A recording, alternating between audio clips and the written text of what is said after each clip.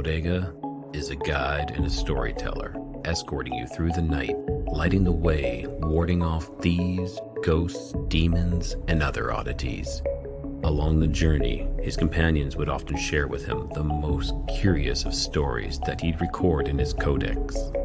Perhaps you just might find yourself traveling with a bodega and sharing one of yours.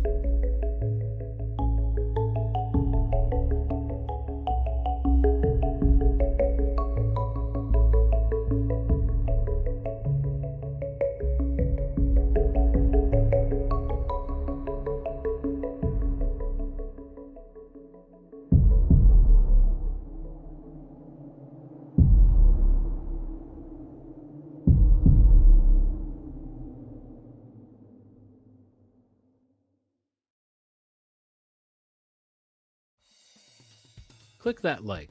If you're new here, subscribe and have the bell hit for notifications to stay up to date on all of the new content.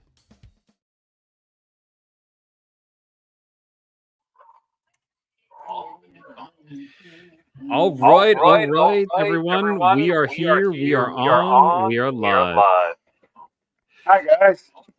Hey, Matt, how you doing? Let me turn off my phone because it was just echoing all over, and fix my camera real quick. How you doing, Andrew? Good. How are you doing, Matt? I'm happy right now. Let's just put it that way. Yeah, I'm with you. It's been a rough couple days, but you know this has taken my mind off of things, and you know how can you not be happy about hanging out with your friends? And Yeah, absolutely. Excellent. Yeah, Matt, we're still getting a little bit of feedback on the noise. Okay, hold on. Let me. Did you have headset? I do. Hold on a second. I think I know where the it's coming from. If you give me 1 second. Yeah, of course. I apologize. Not a problem. We'll just wait till you clear that up. I believe that it was this right here, but nothing is interfering. You're still hearing something? So when I talk, I can hear myself talking through yours, because when Andrew's talking, you can hear it coming through yours as well. Huh. That's strange. I'm confused as to why that's doing that. I don't know. Okay, you know what I'm just gonna do? I'm gonna close everything else. Okay. And possibly, let's see, go to settings. Audio. Yes. So anybody on Facebook, we can't see who you are. You're coming up as a just as Facebook user, but that's exactly, yeah, we got an echo. So oh, Matt, can you hear us now? Yes, I can hear you. Whatever you did, fix the problem. Yeah. I turned on echo cancellation. Go figure. All right, so let's start this off. So everyone, I'm going to introduce myself, and then we'll just go in a clockwise form. So hello to everyone. I'm Rye from Codega's Codex of Curiosities. It's my turn then? Yeah. Yep, because I'm still fixing. All right. I'm Andrew, and I am the creator, co-host, producer, all of the fun stuff of Sasquatchers Paranormal Podcast. Awesome. And I am Matt Emsch. And my phone just turned on. Hi, strangeness. So sorry, everybody, as my phone just scared me. Again, my name's Matt Emsch. Planet 412 is my YouTube channel. And I obviously know the both of you extremely well. I have been on both of your awesome shows, and look very, very much forward to collaborations between the three of us. and your partner, Andrew, as time goes by. He's out partying right now. It's his birthday. He's not even responding to text messages, so Tell he him could I just be said, lost in a ditch. tell him I Yeah. said happy birthday. Yeah, definitely. Happy birthday to JC.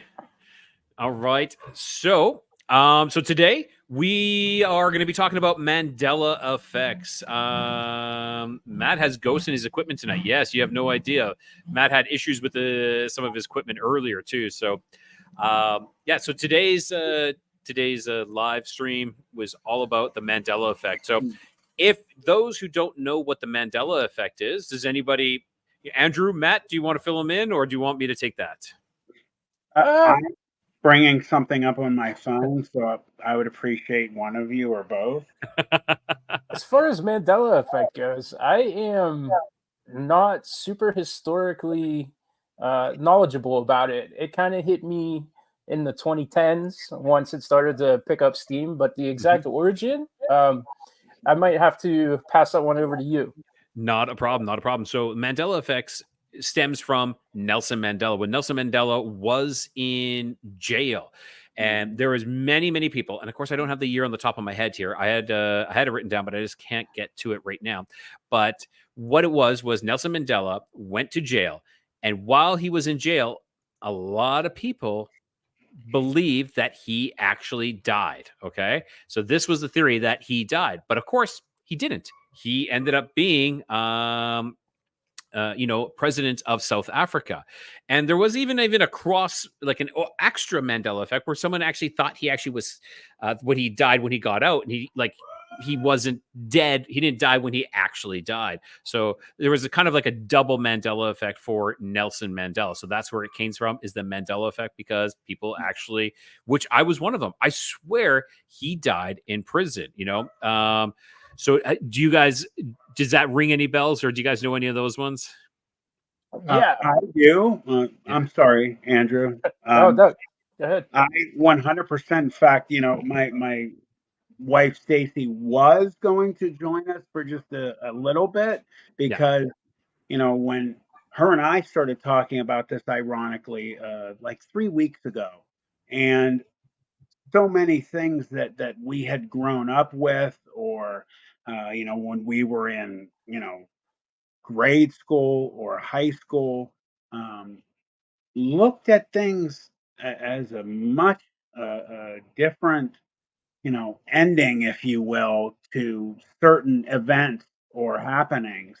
Um, Things like changes in movies, like big parts of movies. I'm not going to drop the ball on what you're talking about, Andrew, but I actually was going to talk about some of what you got to Okay. first. But basically making it real, generalized for everybody. So imagine, one of your favorite movies, with just a line that everyone has known forever. And then all of a sudden, people are telling you, well, actually, no, that's incorrect. They don't say that. And you're like, well, what are you talking about? I know exactly how they say it, but it's different.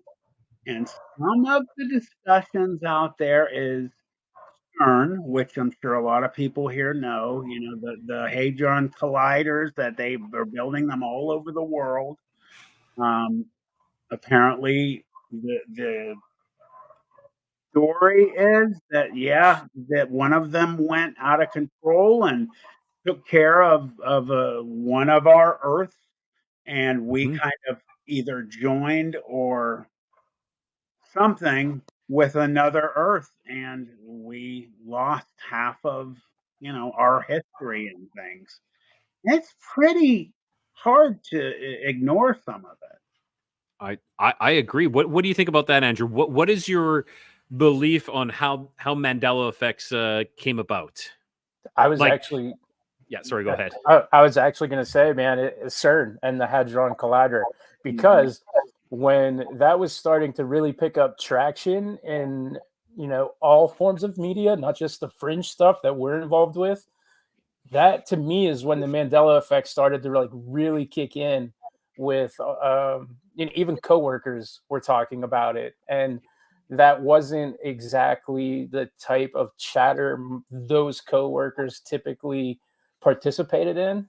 Yeah. So that's kind of where I lean as far as an origin or a causation of it. Yeah, I agree. And Matt, like you were saying, I actually don't believe it was just one Earth that was destroyed. I actually think it was more than one. I think it was multiple, I agree. because we're talking multiverse, we're talking infinite amounts. And I think that it was kind of like we put together a bunch of different other Earths where people came around. So that's why you will find some people will say, no, I don't believe in that Mandela effect, but this Mandela effect, yes. And I don't say believe in, but like I know that this is real, and this is the way it's always been, is the way that we're being told. Like we'll say like I don't want to let any of the cats out of the bag yet, but like, oh, this is the way it always was. But this one, no, this has changed. What changed here? So when you see that, I'm seeing, well, this person has partial, some of these ones, and I have these ones where it's like almost all of them, so maybe I was not an original, maybe it was the prime or something like that was destroyed, and I was moved into Earth 616 or something like that, or Mhm. or Earth 412. Agree. Yeah, for Yeah. sure. Yeah, it's really incredible. And obviously we're going to get into specifics as we go, but again, when my wife Stacy and I were talking about this recently, and she was actually reading from a website. She was laying on the bed, and she's like, "Oh my God, man, do you know about this?" And I'm like, "Yeah, but tell me which ones you're looking at." And it just brings it back up about, Yeah. what you alluded to, that things that we grew up, and Andrew, you can attest, that we know lines of some of the most famous movies ever in history, but some of them, according to, whatever went down, there really is changes to what I 100% still believe is what happened.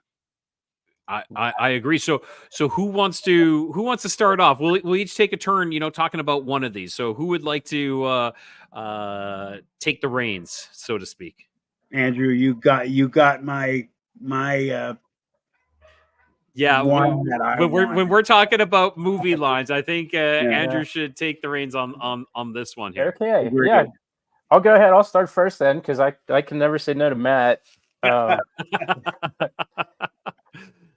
So this one is actually one that a lot of people are affected by, except for me, because I recall the line that, according to our timeline, is the correct one.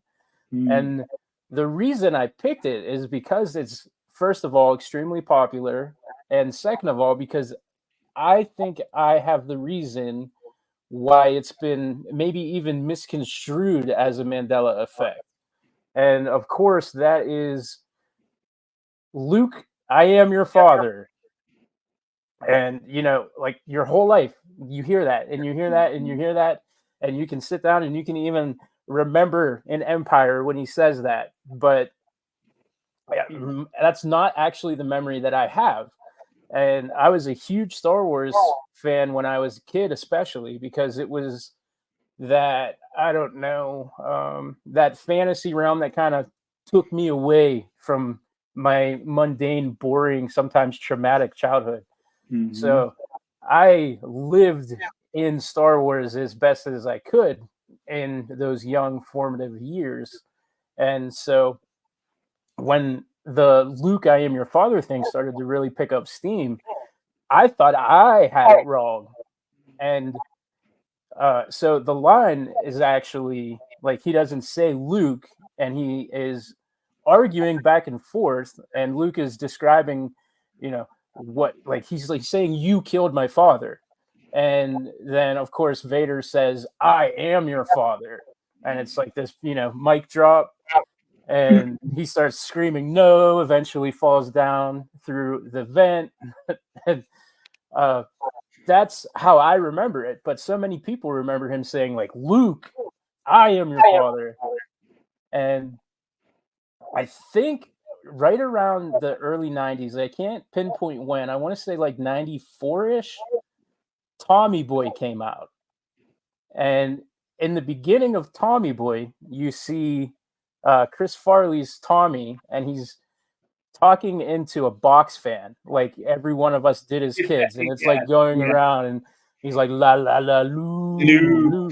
And then he starts doing the line like Luke, I am your father, as it's going around.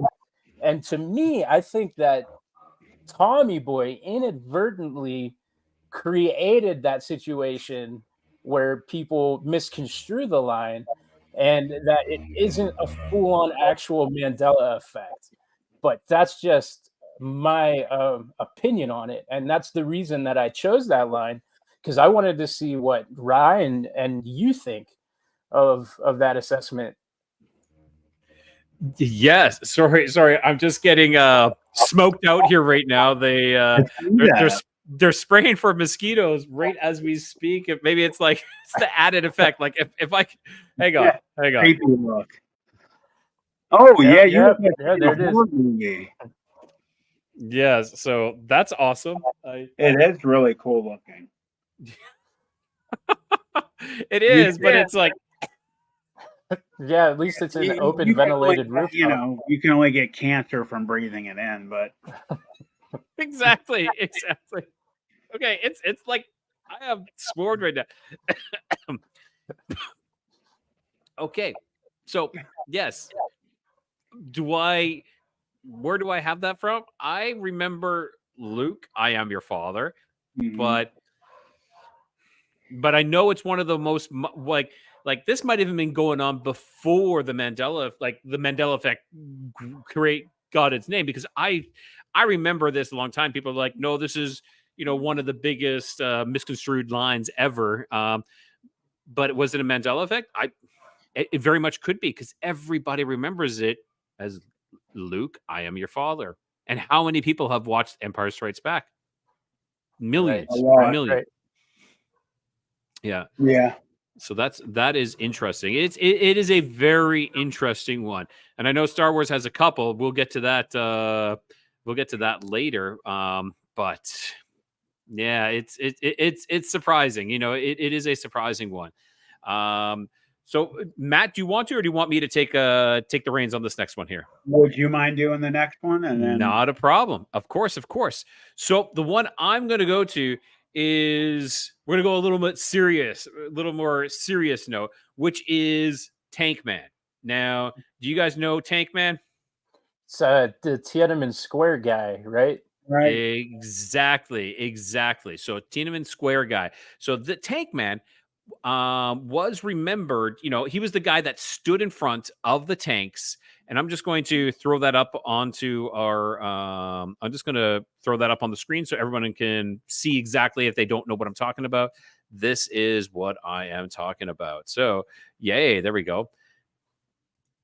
Okay, so this is what I'm talking about. It's in Tiananmen Square, where he stood out in front of the Chinese tanks and stopped them. And they tried going around him, and he was just holding a plastic bag.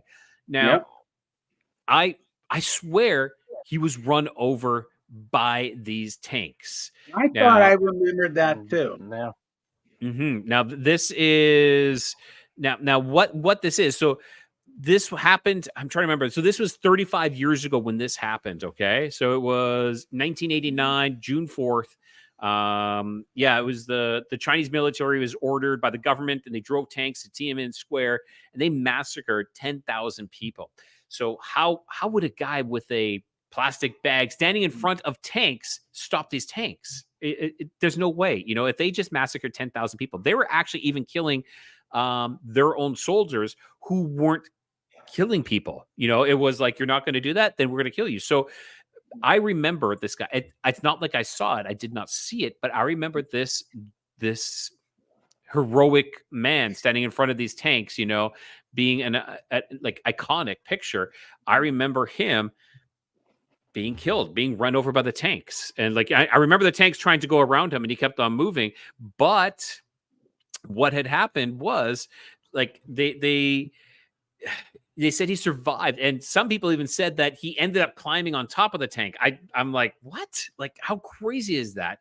But another report was that he was forcibly removed from the path of the tank, and I don't remember any of that. I remember him dying from that.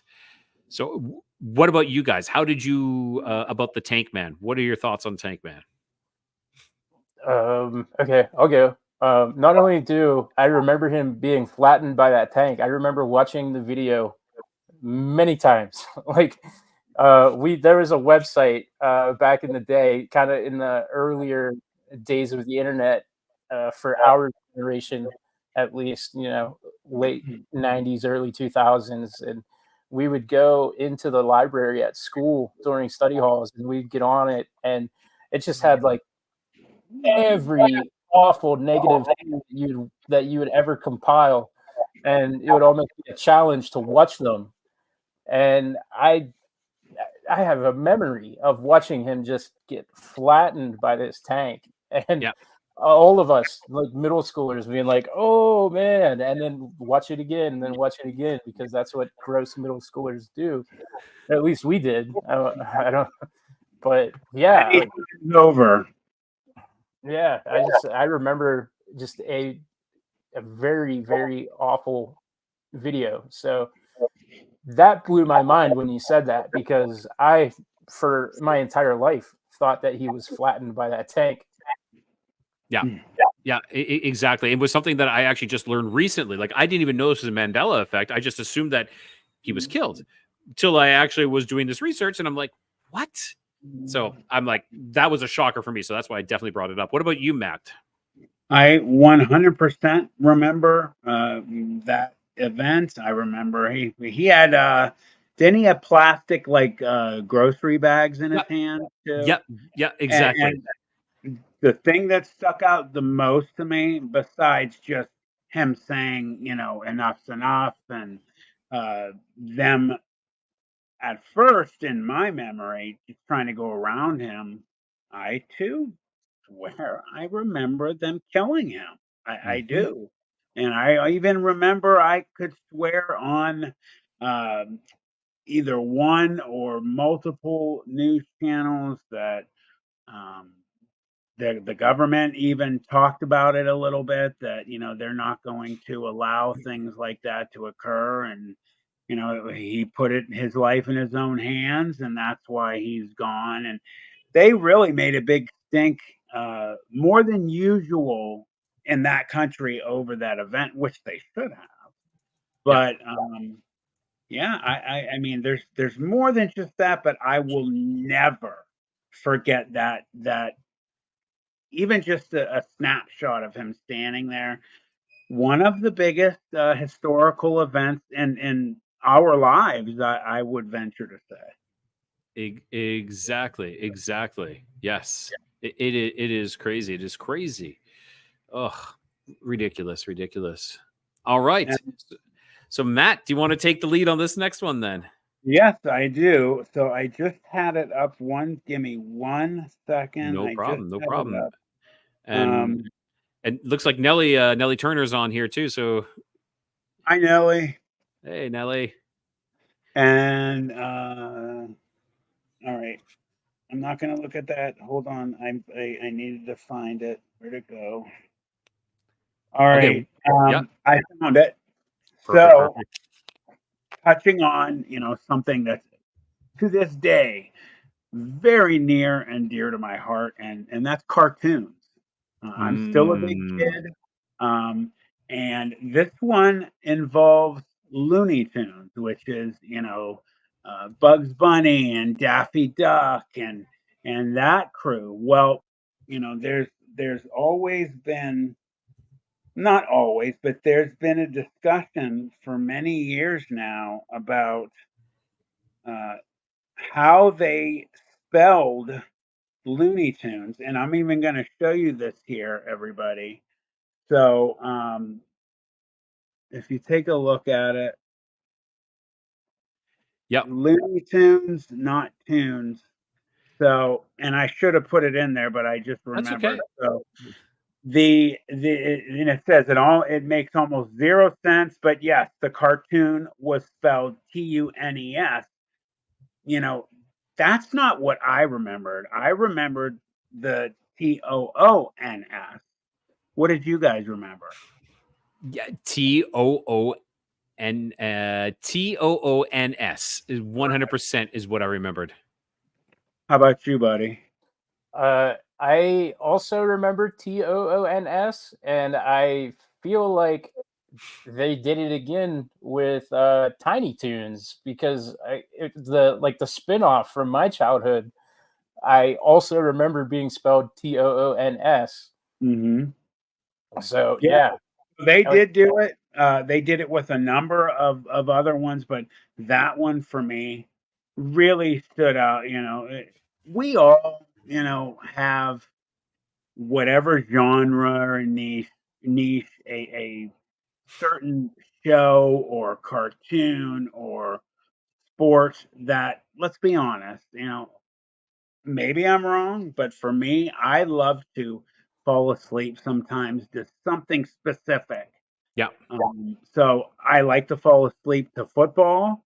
And then one of the things I love to fall asleep to is some of the shows um, on Discovery. No, not Discovery Plus. Is it Discovery Plus? Um, it's where they have like These Woods Are Haunted and Expedition X and Expedition Unknown. I believe it is Discovery Plus. And yeah, Discovery, I think for sure. yeah, and I love to fall asleep to a lot of those because they're some of my favorite shows. And again, Looney Tunes is to this day one of those shows that I like to fall asleep to when I'm tired. And I'm telling you, man, I do not remember Tunes, but Yeah, that's like what. I just put it up here, and like even Thank like the double O's, even the double O's still like it just seems right. And tunes, cartoons, loony correct. cartoons, Yeah. not loony songs, because like those are the Mhm. tunes.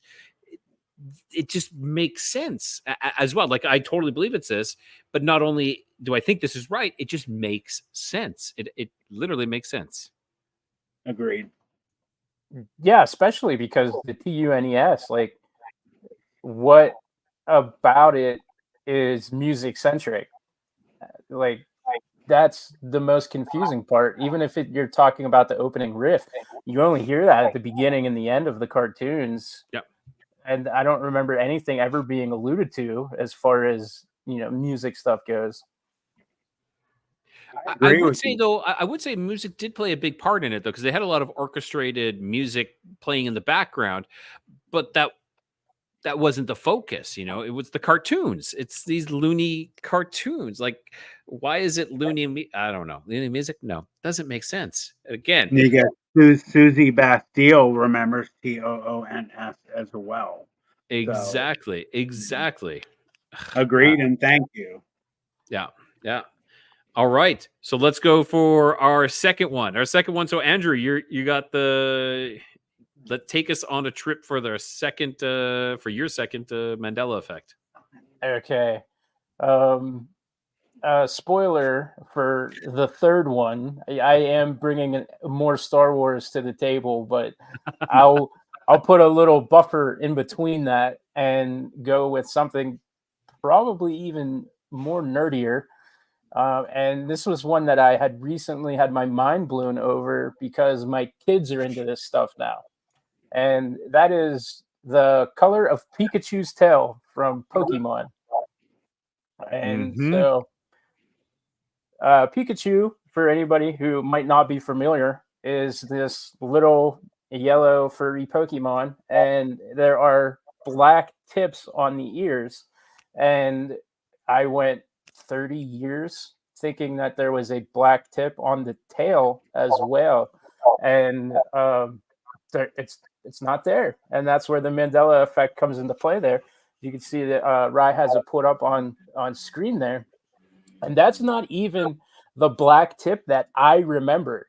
And that's one of the neat things about this one is that there are actually multiple tail designs that pop up in people's memory of this.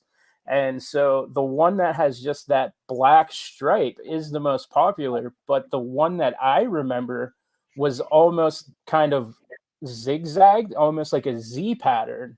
Okay. And what makes this one even like harder to kind of grasp is over time they have added different Pikachu designs to the show itself, apparently.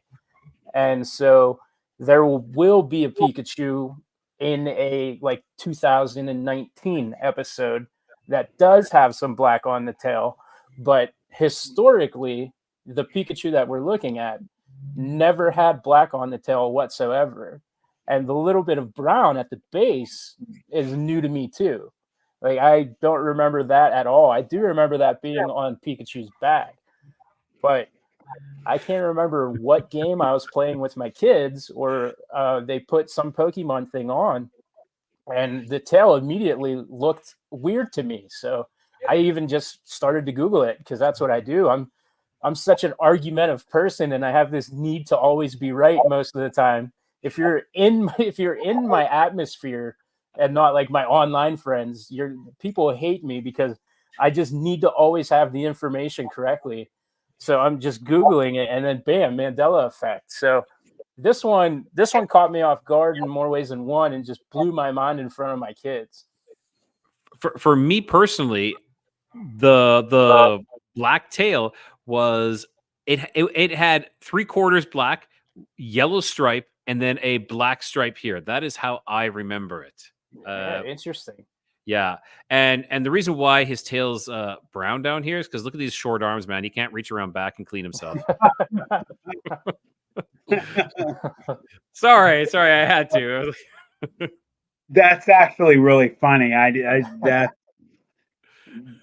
dang, I didn't notice that one before, but that's great. And you know what? Just to jump in real quick, for me, I didn't watch that cartoon religiously, and like I said, I'm still a big kid.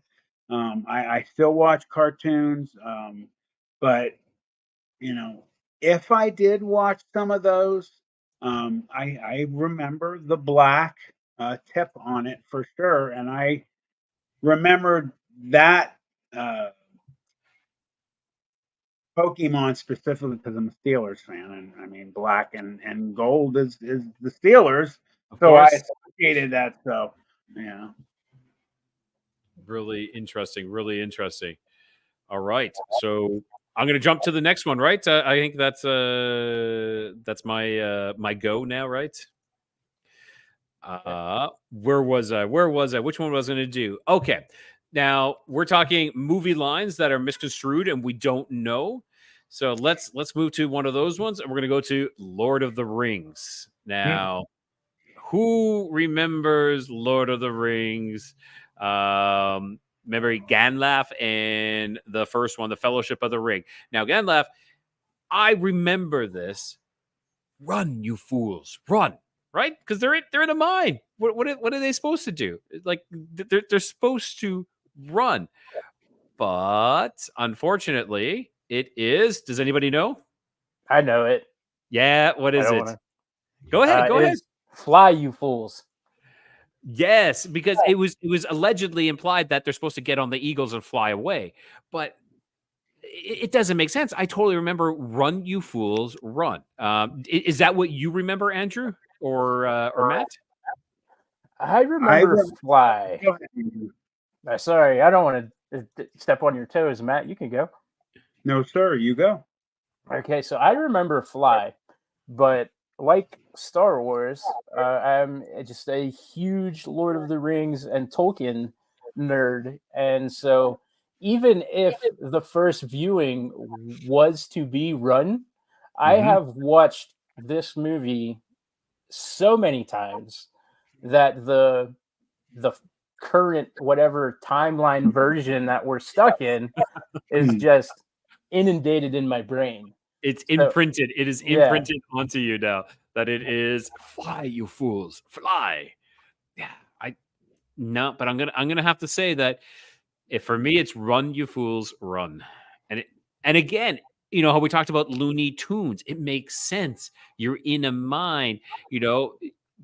What, are you going to fly out of there? No, you're going to run out of there. Everybody runs out of a mine, don't we? Yeah. All right. I'm, me chiming in right now. Susie Bastille said, I thought it was it was pointy with a black tip. I don't remember that detail.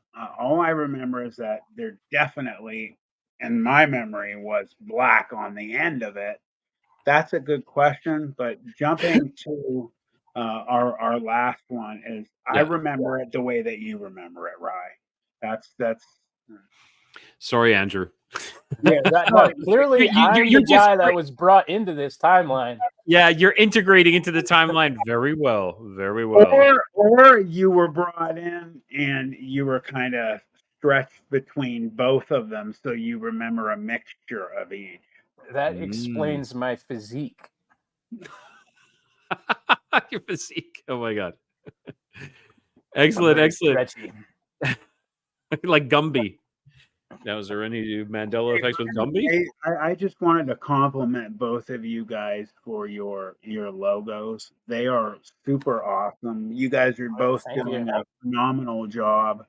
And again, for anybody that doesn't know me well personally, those that do know that I don't blow smoke up people's behinds just to be nice. I've never saw a reason to. Well, I have, but I just don't make a point to, say, "Oh my God, that's incredible," or "You're incredible," when it's the opposite. It just doesn't help the situation. And telling man, I am really impressed with the both of you, and Rye, obviously you starting over. I love the name of your show and everything, and uh, I appreciate can't that. wait for the first video to be out. First interview? Yes, Yeah, the first interview. that's what I meant to say, Yeah, yeah. and I I don't know who wonder, I that is, wonder. but with Andrew, with you and your great partner, I also was on yours not too long ago and had an amazing time. Just let everybody out there who's ever going to see this video, you got to check out both of their channels. Obviously, if you're here right now, you know who Rye is. But Andrew, you guys with Sasquatchers, you guys are knocking it out, and I just had to throw that out there for everybody. I appreciate that a lot. Yeah. It means a lot coming from a guy like you. So, I mean, I Thank tell you. you all the time in our personal chats how I always like I think that we're really lucky to have met you and become friends. So, Vice versa, I feel the same way. I agreed. No, I totally agree. And I just not to like toot my horn or anything, but tomorrow I'm going to be dropping a fantastic video, not an interview yet, but just a video, top 10 video. So I implore everyone to check it out, and like we're still going with Mandela. We're not done with the Mandela effect yet. Mhm. Also, for those, like when you're talking about the name of my channel, I'd like to go into just a little bit of detail about it, because everybody's like, "What is a Kodega?" And I kind of give that in the opening of the show. But a Kodega was an actual real person in Venice, and what they would do is you would hire them to escort you through Venice at night, because there was a lot of crime and people were getting robbed, but they're also afraid of ghosts and demons as well. So the Kodega would walk with a lantern in front of you, and they would light the way, clear the way, and protect you and guide you as you went through your journey. And some of them, a lot of them, would have stories, and they would tell you these stories they've collected. And that is where I went with this Kodega, because I want to guide people through the darkness, providing them stories and clarity. And, I want you to get safely from point A to point B, and also learning stories as I go. That is where the Kodega comes from. And the Codex of Curiosities, well, Codex is a book, a collection of curiosities. And that's what every one of these stories are. They're curiosities in general. And I thought I like a play on words, the alliteration. So that's why I went with Mhm. Codex of Curiosities. Well, it's awesome, and you both again are doing a great job, and I'm honored to have worked with both of you, and look forward to working with both of you as the years go by. I agree. I totally agree. All right, so let's get back to our Mandela. Matt, are you ready for your second Mandela you want to present? I am. Hold on one sec. I had hit. All right, here it is. So, in fact, Rye, I'm gonna send you this picture real Yep, quick, yep, and for you sure, can for throw sure. this up on the screen. And Rye is right. There you are. I am Here here. it comes. And as Nonsense. soon as he gets it, I will. I will. This is probably one of the biggest ones. I'm just gonna, yeah, give me a second here just to pull it up. So yeah, I'm going to pull it up here in 2 seconds if everybody wants to wait. Huh? And so I can get it onto there and open it. I thank everyone for your patience as I am doing this. It's worth it though to get the pictures up there. I agree. I agree. It just adds to it, right? It adds to. All right. So let's go to share my screen again, window, and there we are. All right. There it is. Yeah. So what it is, obviously, is the spelling of the Berenstain Bears. Now, if anybody is watching this or will be watching it that is much younger than all three of us and don't know anything about them, was a first book, children's book, and they still have them to this day.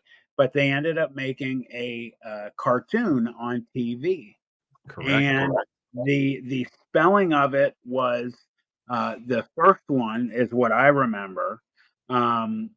But if you look at it at the end, you have EIN, the Berenstain Bears for the first one, and then second you have AIN. I have, I would say 50-50 on people that I know. They remember the spelling, either or. Um, Mine is, like I said, it's the TEIN at the end of Berenstain that I remember. But I've actually heard people get in real arguments over this. And what do you guys remember it as? Go ahead, Andrew.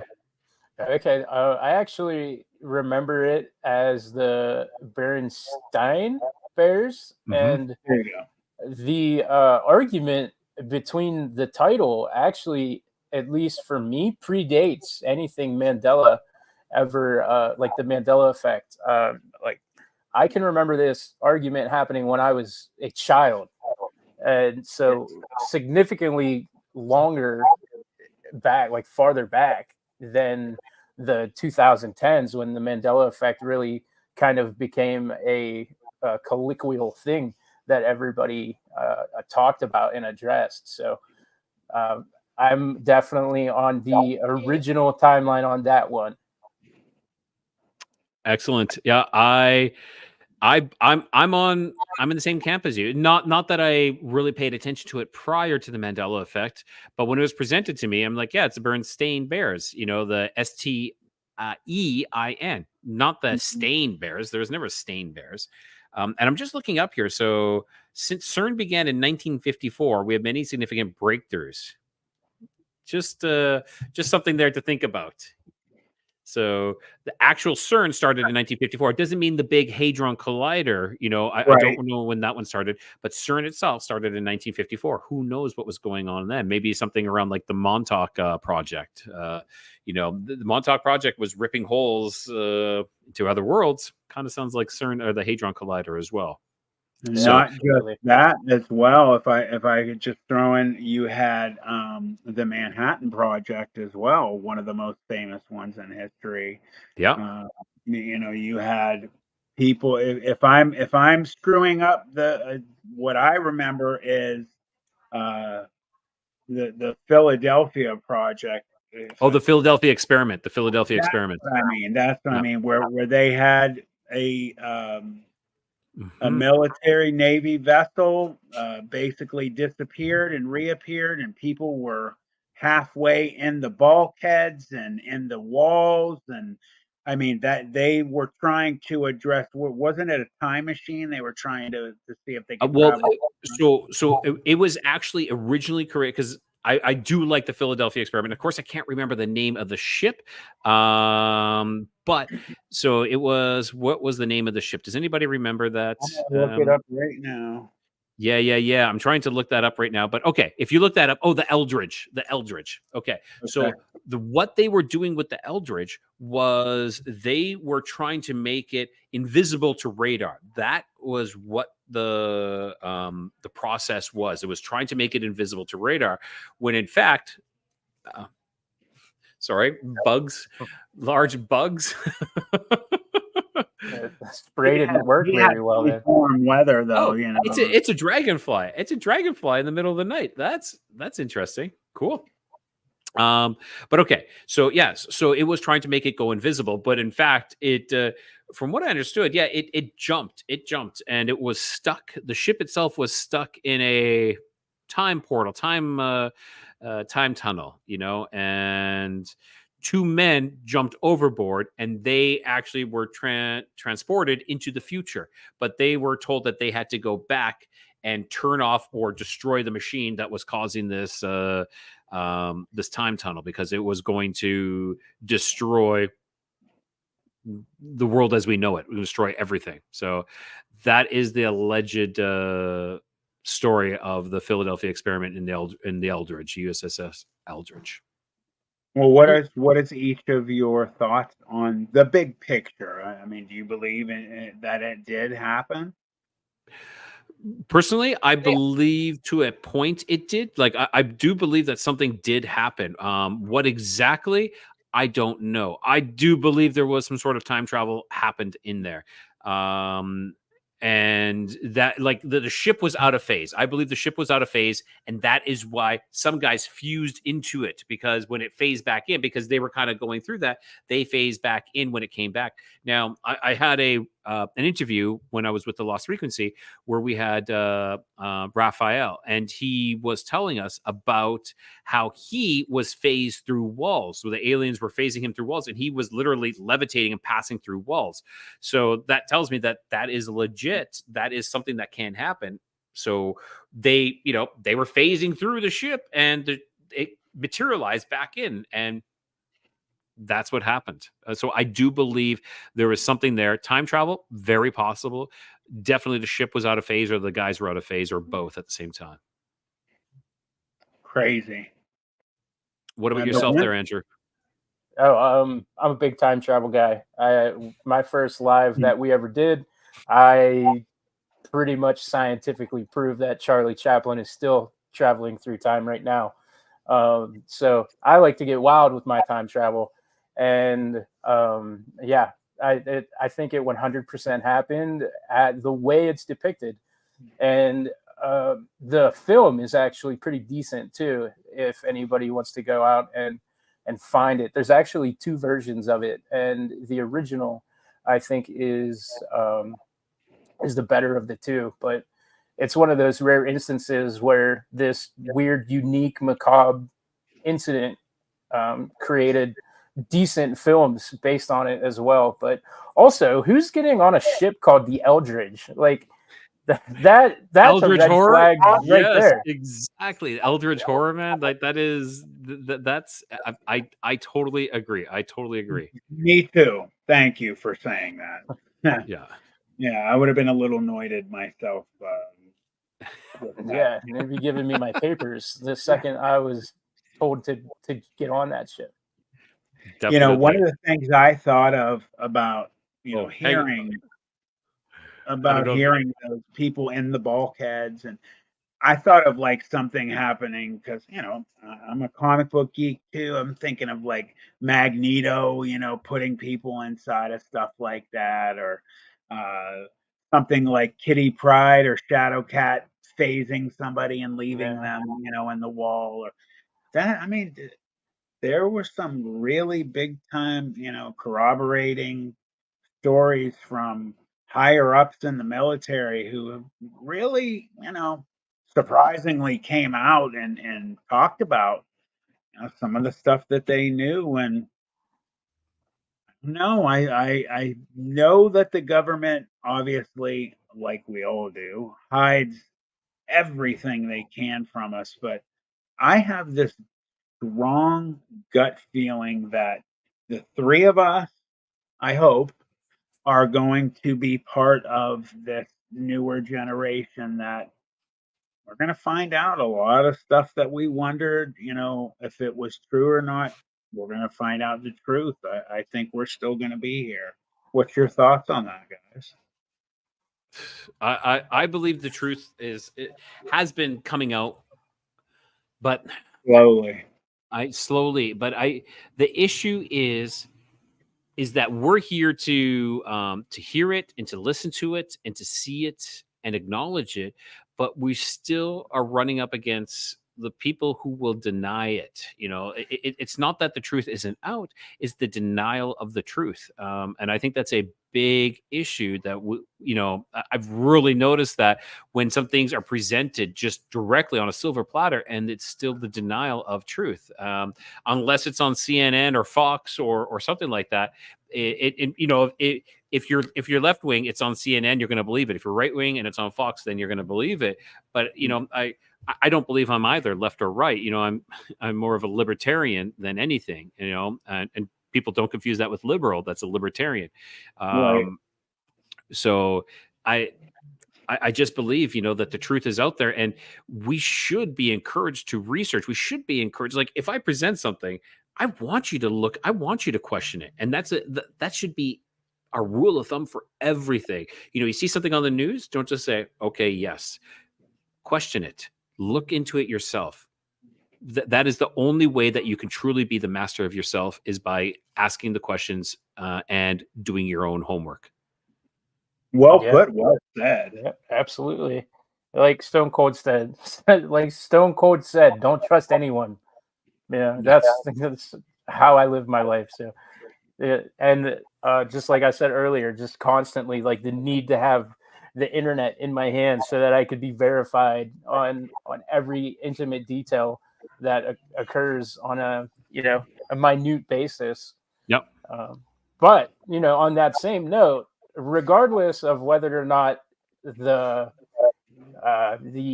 New World Order or the One World Government or the people who oppose us, I think we are going to change the world. I don't think we're going to witness it. I think we have set ourselves on the path to be part of that culture that changes it as well. And that's something that I think we should all kind of be prideful of. And Andrew, I could not agree any more with you. 100%. We have to stop waiting for people to save us. We have to save ourselves. We are the people we've been waiting for. Exactly. I agree. All right, Andrew, why don't you jump to your last one that you're bringing up to the table today? And I got it ready to go too. So whenever you're ready, I'll share that. All right, cool. Yeah. So I already spoiled it for everybody that we were going to do Star Wars again. And this one hits home to me on multiple levels. Okay. So C-3PO and the Silver Leg. And okay, so you can see it right there. Mm-hmm. So most people, at least up until this started to catch on, like really catch on online, remember C-3PO, gold head to toe, didn't have the silver leg. But C-3PO actually had that silver leg all the way back to Star Wars, or if you want to call it Episode 4 New Hope, you can do that as well. But all the way back to the OG Star Wars, he had the silver leg. And this is a point of contention throughout, I think, multiple generations, because I was introduced to this film in the 90s when I was a kid. And so even in the 90s, I remember the silver leg. Or, no, I'm sorry, the golden leg.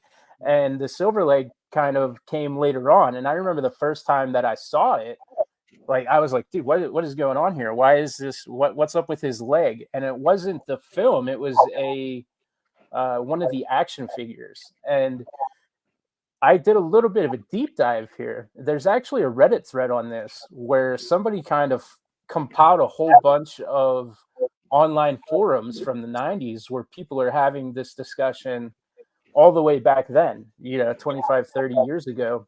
Yep. When they realized this was going on. And so I also want to add to this because in The Force Awakens, he has a red arm. And everyone was curious about, like, okay, why does C-3PO have a red arm? I remember that red arm in Return of the Jedi. So for me, I actually misremember C-3PO in a way nobody else on Earth seems to misremember. But I can pinpoint seeing not only the film, but action figures based off of Return of the Jedi, and he has the red arm. And I recall it happening in the film after the Ewoks interact with him. Like, it gets ripped off, and then they replace it with a red one. And that's not how it happens, like, at all. There's a comic book explanation as to why he has a red arm. And so C-3PO on multiple levels, for me, is just filled with the Mandela effect. Hey, DJ Tyler. What's up, man? I didn't mean to interrupt you. I got to say hi to our Colorado brethren and the DJ. Definitely. And okay, so I owned the OG C-3PO, and I ended up selling it. Like, I sold it before I moved to Mexico, but I took pictures of it too. So yeah, like never do I ever remember C-3PO having a silver leg ever. Me either. That doesn't happen. That's not legit. That's not true. That's not real. And my younger brother, Greg, so there's 5 kids in my family. My oldest sister is, let's see, she's 11 years older than me. Then my older brother is 9 years older than me. And then my older sister, again, is 6. And then obviously a lull, nobody around. Then I popped up. And he was not a mistake, but he wasn't planned, was my little brother, only 16 months younger. So you could imagine, the older ones weren't going to play with me. So we were on each other's hips forever. And we're still, he's one of my best friends. But the point I'm getting at is we had giant toy collections of certain lines. Yeah. Star Wars, He-Man, Transformers. I don't ever remember a mistake toy, which, those would be worth a lot of money if those can't. I don't remember it. And some people do, though, which is nuts. Yeah. I believe it was 2002 when they released the first toy of 3PO. I actually had that pulled up. I might be able to. Yeah. If you want to share it. And saying hi to Joanne Shamama. I can never say that. I know. Joanne is a great friend of mine. I actually, she's like my second mom, actually. What's up, Shamama? There we go, Shamama. Thank you for saying that, because I was like Shamama, mama. No, that's not right. That's because I'm an ex-North Sider and the yo. So there we go. Hi from Champion. Yep, Champion, Alberta. It's not even a town. It's like a hamlet. It's in Alberta, and it was a couple hours south, or an hour and a half, I think, south of where I lived in Alberta. Okay. In Calgary. Because I was just going to say, is it Champion? Because there's a Champion, Ohio. That's interesting. Where I live, it's only like 25 minutes from where I live. So, thank you for clearing that up. Yes. Hey, that's what we're here for. We're here for clearing up any of those. Yeah. Shout out to all of the Canadian friends. I am not Canadian, but I am told that I am more Canadian than all of my Canadian friends. Oh, I have a few, and I am a big fan of Canadian media and television, and grew up on Red Green specifically. red green. Yes. So Champion is near Vulcan, Alberta, and they have like Oh, they okay. have a Star Trek. I think they have a little mini Star Trek museum there and everything. So yeah, it's next to Vulcan. Live long That's and prosper. I awesome. forgot about that. So, Yeah. Andrew, I missed the exact explanation. Would you mind one more time? So, why are you more Canadian than your Canadian friends? I didn't catch the whole thing. I like all of the Canadian stuff that Canadians hate, like cold weather. I I have years and years of like I like corner gas, okay, and I know Canadians that don't Brent even Butts. Yeah. know what corner gas is, and I think that's one of I the best sitcoms ever Neither do made. I. What is it? It's It's a TV kind of comedy sitcom based in Saskatchewan, and is it Brent Butts is the one of the main actors. I never watched an episode of Corner Gas. It is a Canadian show. I've never seen it. Red Green though. Red Green is this comedy skit kind of show about this guy who is like a lumberjack type of real Canadian, and he fixes everything with duct tape. And if the women can't find you handsome, at least they can find you handy. Okay, well, that explains it. But yeah, I don't know. I guess at least in my part of the world, when you grow up without cable, they just put Canadian TV on, and that's what I grew up watching for the longest time. Was And there and anything that you really can look back on and say, I mean, I love that show? Oh yeah, Red Green and Corner Gas, like Oh, okay. the Well, there you go. specifically those two. But there's other ones too. There's one that doesn't get nearly amount like much love. That's called Todd in the Book of Pure Evil, yeah, and that's one that, given your kind of uh, your fringe show that you do, you might enjoy, because that like it's a comedy, but it like delves deep into kind of like demonology, and it's kind of a riff on like heavy metal being satanic, and it was a fun show, and it got picked up for like a kind of a third season to wrap things up years later, but it was a cartoon, so you kind of have to go from watching it as a show to a cartoon. But uh, I I didn't mean to turn this into the Oh, Canadian I want TV. to check it out. Canadian corner right now. Canadian corner. Yeah, we got. Hey, what up, JC? Happy birthday, buddy. So yeah, actually, there's a couple comedy shows that are quite famous. One of them would be SCTV. That one is probably one of the most iconic comedy shows ever. It's a skit comedy, and it was. And SCTV stands for Strictly Canadian Television. And it had big names in it. Like back in the day, it had big names like John Candy, Rick Moranis, Dave Thomas, Eugene Levy. You know, Eugene Levy is on Schitt's Creek. John Candy, so famous. You know, Rick Schitt's Thomas, Honey, I Creek. Shrunk the Kids, and yeah, What's some big Schitt's names. Creek?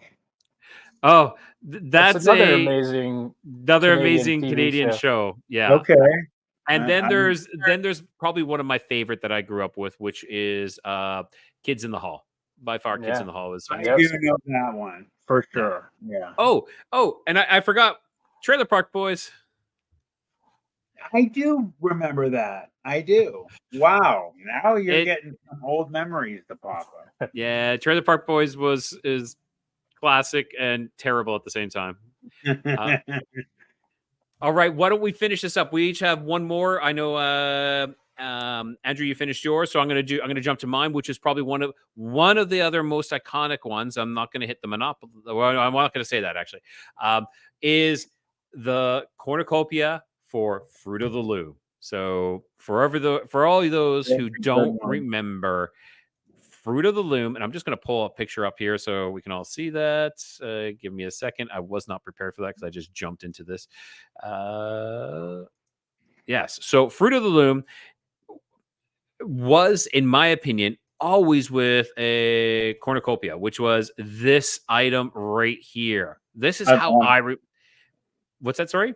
I'm sorry. Go ahead. I'll comment after. No, I totally remember it like this. I do not remember it like this. Not at all. It looks like it's missing something. Like, why is there a bunch of why is an apple and some grapes and some berries just sitting there with a piece of lettuce? That doesn't work. That does not work. I totally remember it with the cornucopia. And what were you going to say there, Matt? I was just gonna say that I 100%. I don't anymore, but I used to wear tighty whities when I was younger, growing We up, all and did. We all did. I wear boxers now, but I wore the tighties, and I got Fruit of the Loom. And hi, John.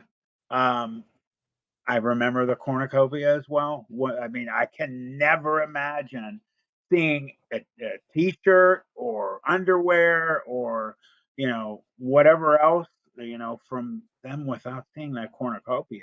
So agreed.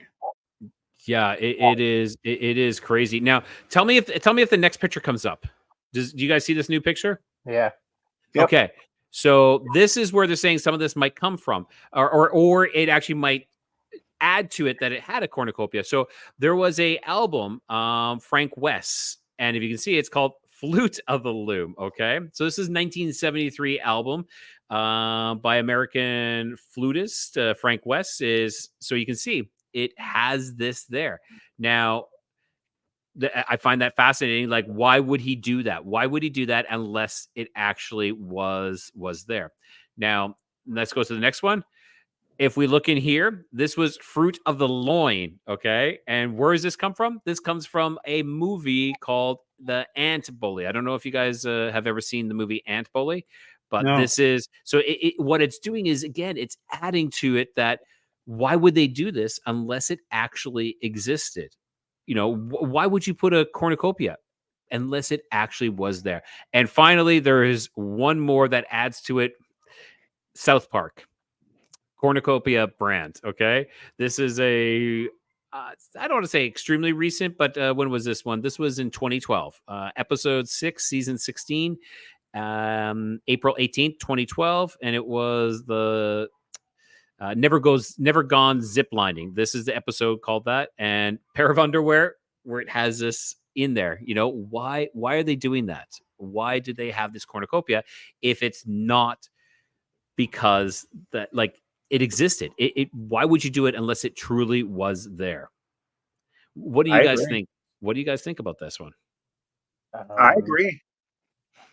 Mm-hmm. I remember it that way. I mean, that one for me personally is cut and dry. I mean, and by the way, when you showed the picture of the South Park, I love the little diarrhea splatter on there. I tried cutting it out a little bit because it showed the ass as well, and I'm like, oh my god, okay, it was just. But yeah, we're going back to Pikachu. We're going back to Pikachu. Why his tail's brown at the bottom there, at the base. But yeah, I totally think that's legit. Now there is a TikToker who is all about these Mandela effects, and she is now producing T-shirts with the cornucopia, Fruit of the Loom cornucopia on there, and this is her game. Her game is to, okay, if you're saying that this is not real, then I'm going to sell these T-shirts, and you cannot get me for copyright infringement. There's no copyright or trademark issues then if I sell these shirts with this cornucopia on there because it's not yours. So you Fruit of Loom has come out and said, nope, that's not we've never done that. Okay, well, let's see. You want to play chess? Well, we're going to start playing 5D chess here with this kind of move. So I think that is a great move, because there is a theory, not just the CERN theory, but there is a theory that these corporations are working with the government to actually see if they can change people's memories. And by they themselves all working together and changing things, subtle things, and then denying them, like trying to erase them from history.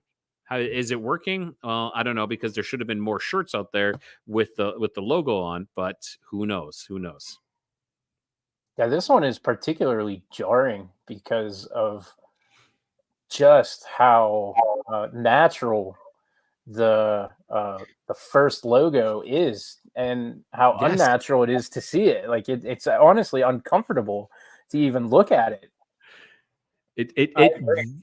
It really is. It really. I agree. I do agree. Jeez, I don't know. I don't know. DJ Tyler remembers it that way. John is cracking me up. What he said, he said that looks like his underwear today. I know. Oh, What kind of birthday party you having there, John? For everybody who's watching, John is the other half of the Sasquatchers. It's his birthday, so make happy sure you go. birthday! Make sure you Yeah, guys all head over to the Sasquatchers, subscribe for his birthday present. yeah. And I had already told, if you didn't see, I told your partner to tell you happy birthday. So I'm telling you myself, John. So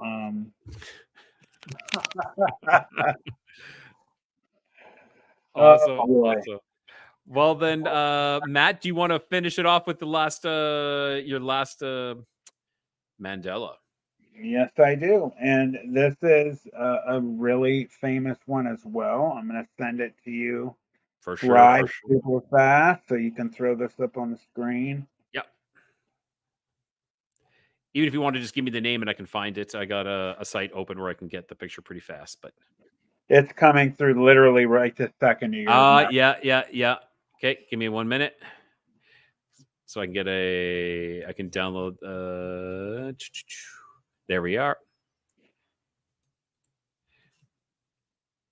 All right, so this is another. Well, you can start talking. I'll have it ready by the time you're. Definitely younger kid oriented, but one of the most popular and most talked about. Uh, uh, I'm getting there. I'm getting there. yeah, Drag it out. Drag it out. um, so it started out, and there he is, Curious George. And if you watch videos on the Mandela Effect or read articles on it, one of the things, we've all touched on subjects that 100% always show up in a show or a book or a magazine or a paper. Curious George is one of those things, like Darth Vader and the cornucopia and some other Mhm. things that always pops up. And the question is, do you guys, whoever knows who Curious George, did he have a tail? Do you remember him having a tail or not? Right? This one, I'm gonna say I don't remember either. I'm gonna say either. I Okay. used to watch Curious George. Like there was we had a Curious George book. I remember watching the TV show because there was the song Curious George. He's the curious little monkey. He's as curious as can be. Yeah, please don't brutalize me for my terrible singing. But I don't remember this one, and it's not saying that. Oh, I remember him without a tail. I don't remember either. Um, but he's a monkey. Why doesn't he have like? Or I don't know. I guess chimpanzees don't have tails, but yeah, like it just seems fitting that he should have a tail, in my own personal opinion on this. Well, before you give us your answer, Andrew, one of the big arguments to this day about it is what I remember, honestly, is Curious George not only having a tail, but using his tail in cartoons or books where he was hanging on to tree limbs. If he would grab something like maybe bananas with his tail, like it was his hand, or he couldn't reach something. I swear I remember a cartoon from so long ago that I think he was either in a cage or something was through a grate and he used his tail to stick his tail through the grate to grab whatever it was. So You I'm know, on the end sorry, of Matt. Sorry, Matt, to interrupt you, but now that you're saying that, I do remember him grabbing bananas with his tail. I mm, actually like in the TV show. You just actually brought a memory back. So yes, I remember that. But sorry for interrupting you there. no, don't be. Andrew, what's your if you have any? Okay, so I just experienced that in real time, just like Rye did. And I was having trouble trying to decipher which of the two that I remembered. And while you were talking about the cartoon and him having the tail, I remembered the most recent version that had Will Ferrell as the man in the yellow hat. And that's honestly not that old. And I No. remember that one, him having a tail and like kind of doing things like leaping through trees and stuff and grabbing with it. And I just watched that with my kids like less than 6 months ago. So you in real time kind of jostled my memory on that one for sure. But in addition to that, and I'm not sure if this exists or if I made it up, but I could have sworn there was also a Mandela effect about the man in the yellow hat too. There I was don't remember what it was. I'm gonna try and find it real quick. Okay, no problem, no problem. Yeah, that is crazy. I can't remember. And so I remember that cage thing. Oh, here we go. There. Sorry, I'm missing the comments. I was focusing on the thing. So I remember that cage thing it was in a book I had when I was a kid. There we go, DJ Tyler. He had a tail. Hashtag he had a tail. He had a tail for sure too, right, Joanne? Totally. Now that I'm saying totally now, like I was like, oh, I totally believed that all along. I'm saying that now because I had my memory jogged by, and I appreciate that, Matt, that you brought that up. It's great that you actually were saying, well, no, he was using his tail to do things, and you're like, you're right. You are totally right. And I don't remember.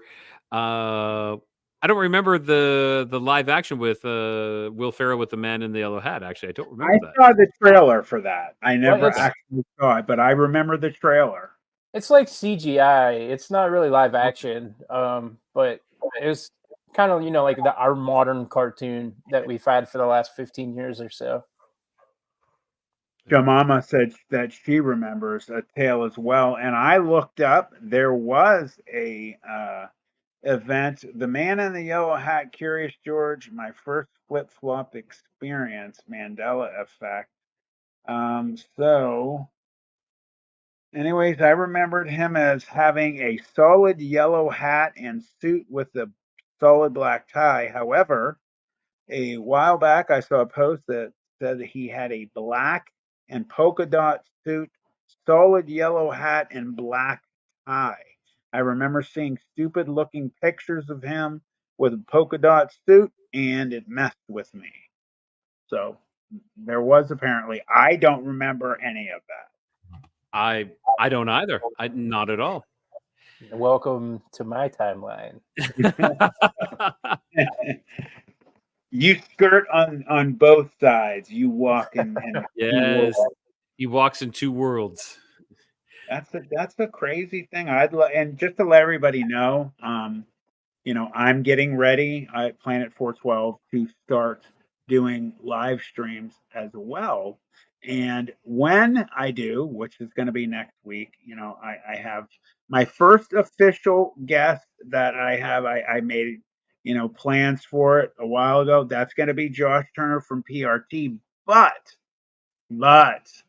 there's going to be a certain group of guys, that I think, with names like all three of us, and Andrew, you could bring your partner, and we will basically, just have a round table. We'll bring some other people in, and it's something that I really want to do on the reg. I'll have.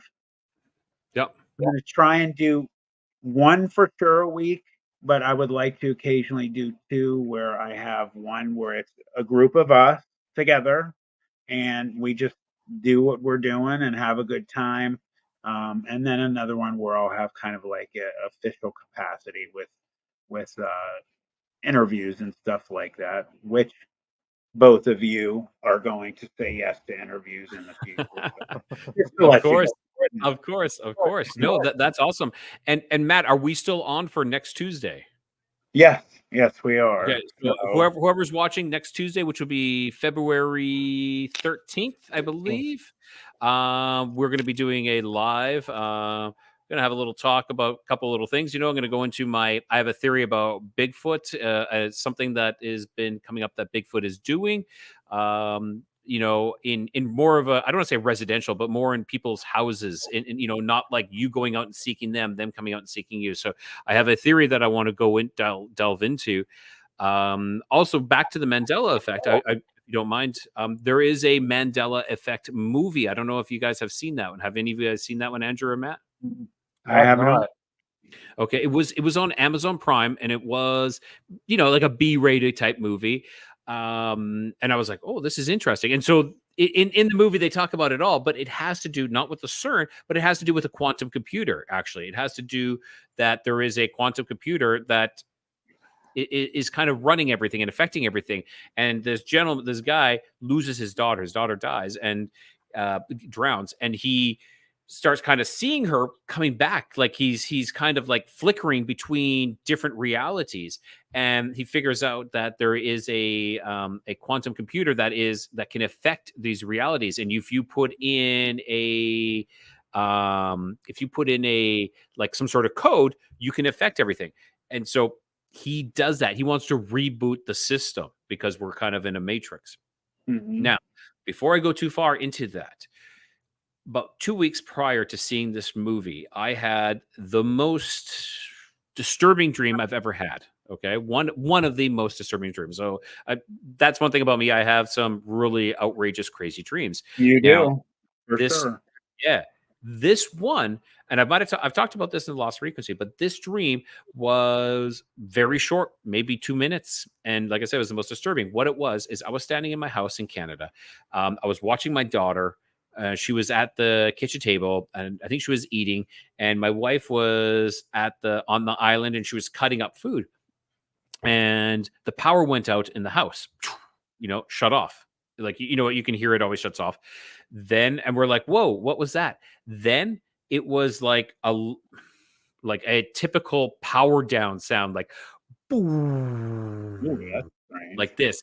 Every like the natural light went out. Everything went out. It What was, time was it? pardon me, sorry. It was like, so this happened in December. The time that I was dreaming, it was probably around like maybe about like 3 or 4 o'clock in the afternoon. So it was light out, but it shut down. It was as if someone shut down the Matrix and we were in it still.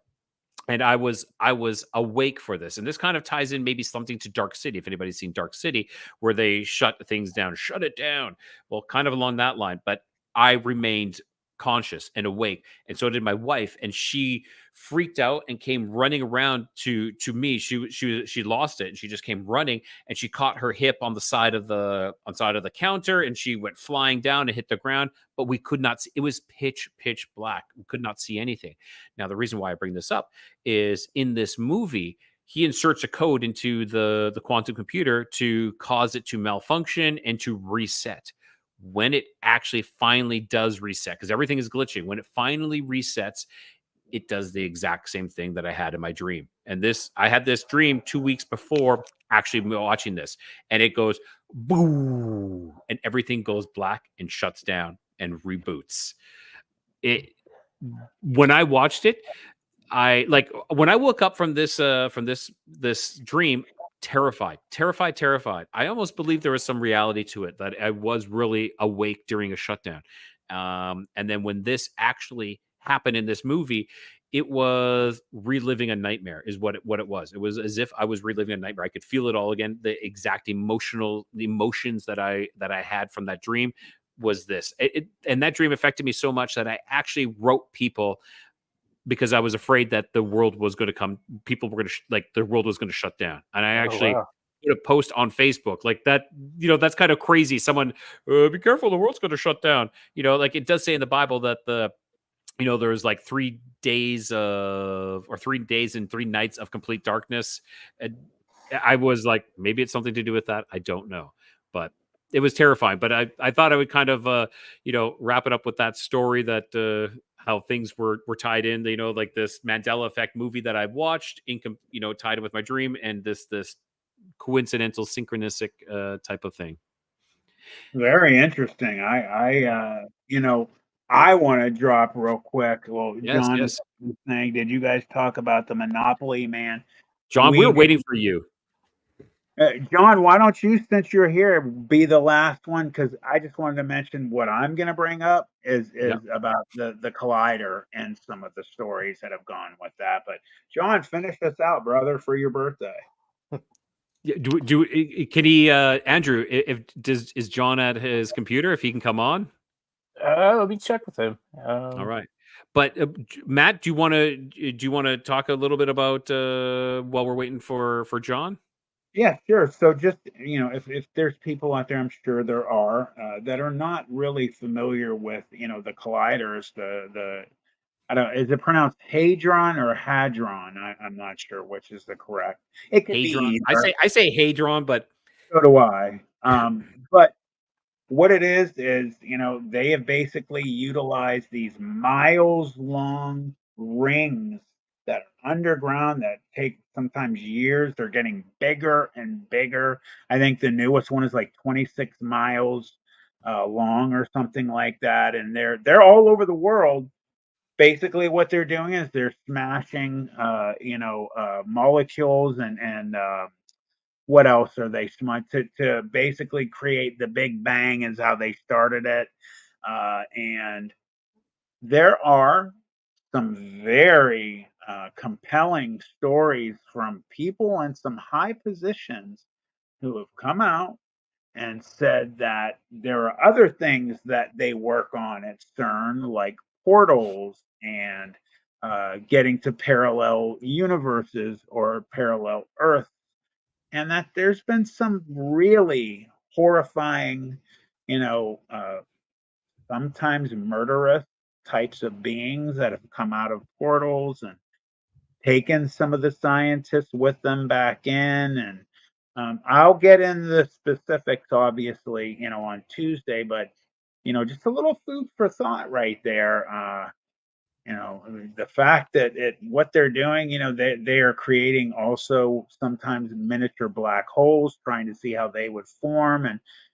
And there's been people in the know who have said, the fact that they are not showing any type of real concern about that they're making a little black hole, you know, what if one day, one is not under control? We could end up having our whole, planet eaten up from one of these sites. So, it's just a subject that I'm very interested in.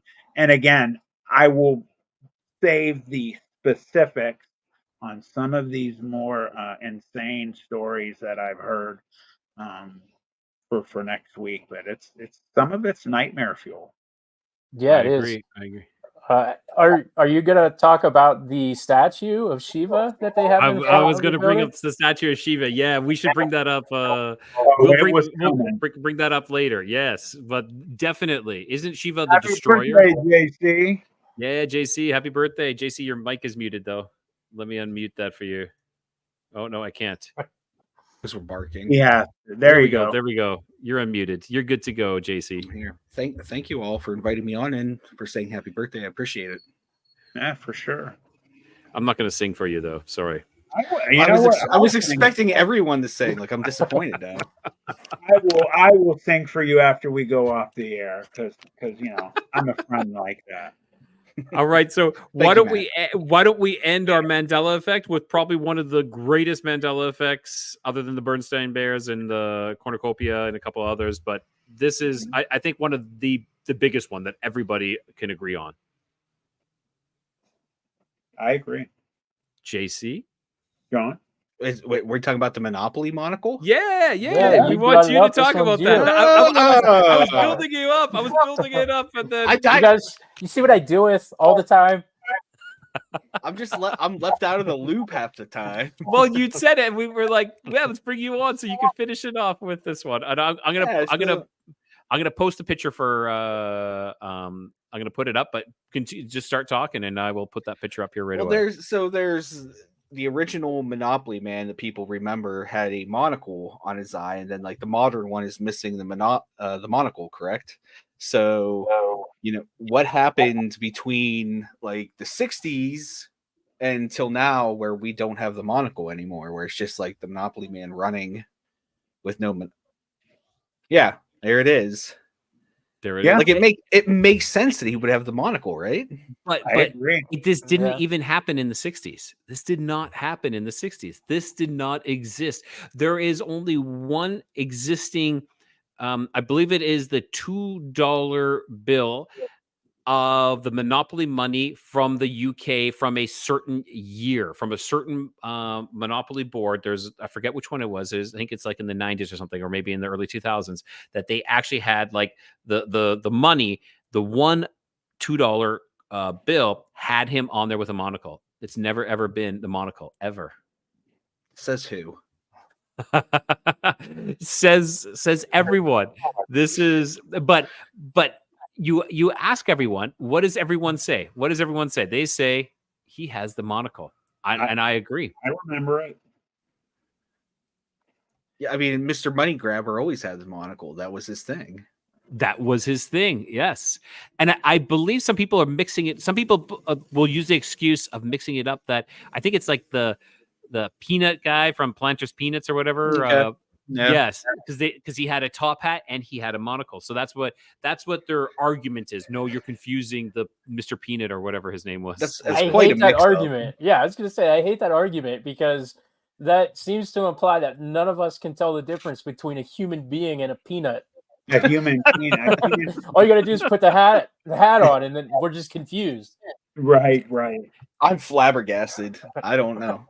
And they what is the theory? Their theory is that we have false memories. That is what they say. Nope, you guys have false memories. Like I could say I would have false memories maybe on something on my own personal life, that when I was growing up, like maybe individuals would have false memories. But when you're talking on a grand scale of like hundreds of thousands, if not millions of people remembering it a certain way, you're not going to say that's a false memory. Oh, you guys all have false memories. Well, no, maybe you have the false memory. Maybe you're the one who has the false memory, and you're trying to like instill that onto us. Or you're trying to say that no, we're actually in this this reality. Like our realities never existed like this. I don't know. Well, if you look at Mr. Money Grabber on the right, he's not as intimidating unless he has the monocle. You're right. It's true.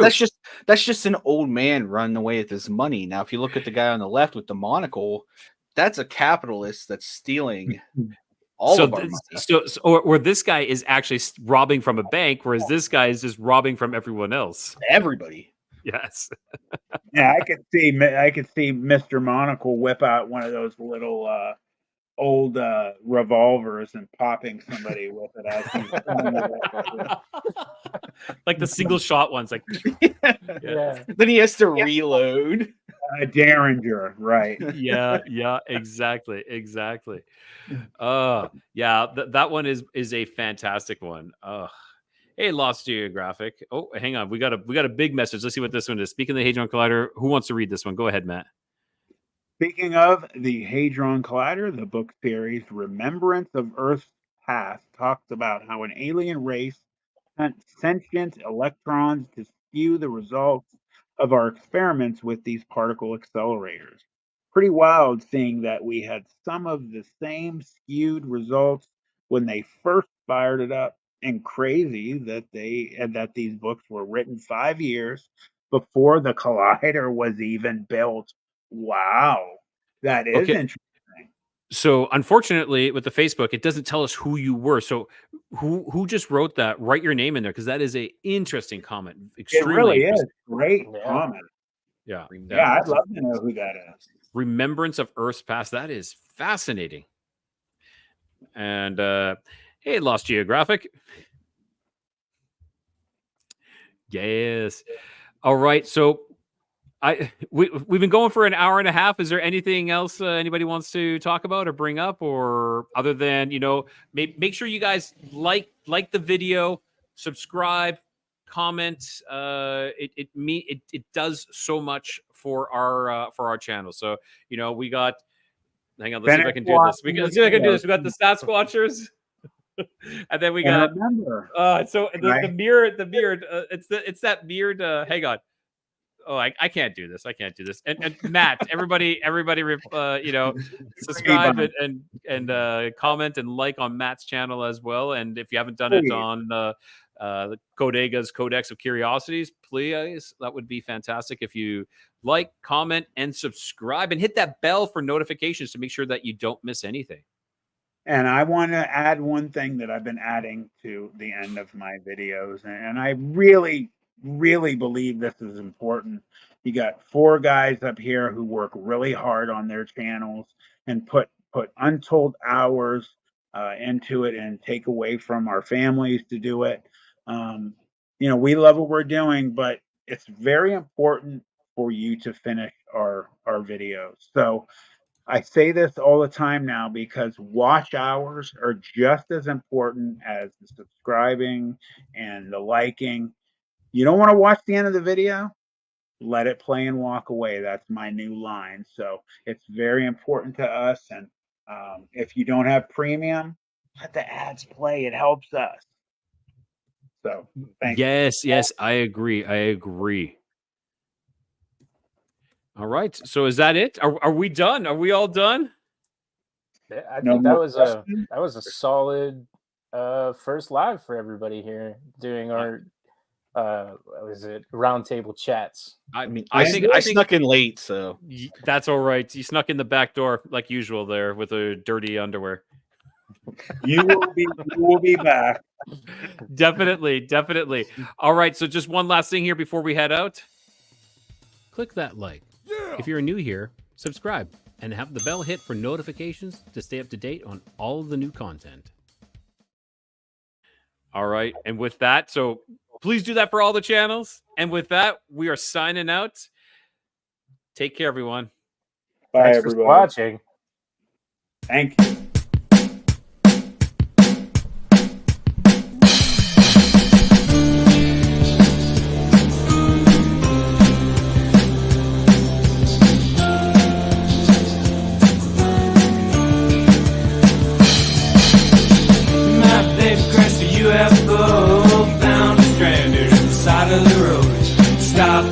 Started talking to some aliens.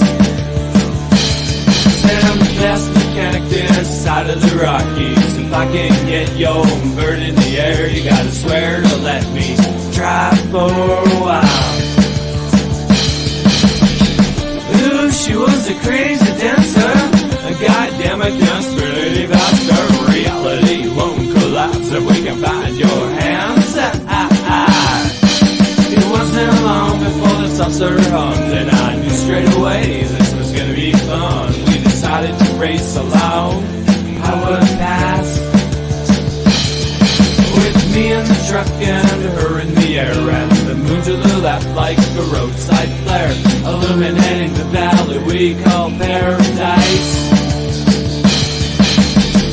Ooh, she was a crazy dancer. Goddamn, I can't spin any faster. Reality won't collapse so we can find your hands. Ooh, she was a crazy dancer. Goddamn, I can't spin any faster. Reality won't collapse so we can find your hands.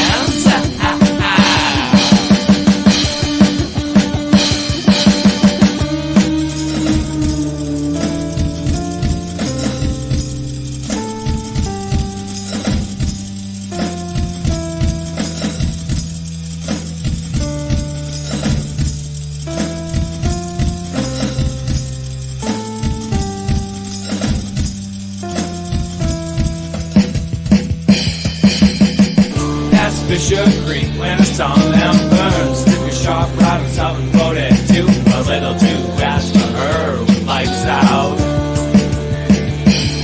She circled round and lost altitude. Dropped hard and fast into the lower pool. On a Yule moon you'll see through those remains. Ooh, she was a crazy dancer. Goddamn it.